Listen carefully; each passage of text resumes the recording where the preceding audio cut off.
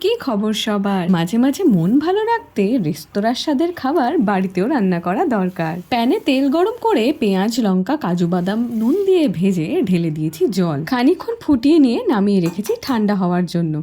আর এদিকে আমার রান্নার মধ্যমণি ডিমটাকে সেদ্ধ করে মাঝখান থেকে এভাবে দুটুকরো করে কেটে নিয়েছি। এরপর ডিমের উপর নুন আর গোলমরিচ ছড়িয়ে প্যানে একটু তেল আর বাটার দিয়ে ভেজে নিয়েছি ভালো করে। দেখুন কি সুন্দর গোল্ডেন ব্রাউন কালার এসে গেছে। এবার ওই পেঁয়াজ, কাজু বাদামের পেস্টটা ভালো করে ব্লেন্ড করেছি মিক্সারে। ডিম ভাজার প্যানে তেল গরম করে তাতে দিয়েছি গোটা গরম মশলা, সঙ্গে থেতো করা আদা, রসুন। গুঁড়ো মশলার মধ্যে দিয়েছি ধনে আর জিরে। মশলা থেকে তেল ছাড়লে দিয়েছি পেঁয়াজ আর কাজু বাদামের পেস্টটা। এরপর একে একে ফ্রেশ ক্রিম, পরিমাণ মতো জল আর গোলাপ জল দিয়ে নাড়াচাড়া করে দিয়ে দিয়েছি আগে থেকে ভেজে রাখা ডিমগুলো। উপর থেকে কসুরি মেথি আর চেরা কাঁচা লঙ্কা দিয়ে ফুটে উঠলে নামিয়ে নিয়েছি। উপর থেকে ফ্রেশ ক্রিম আর গোলমরিচের গুঁড়ো ছিটিয়ে পরিবেশন করেছি ডিমের কোরমা।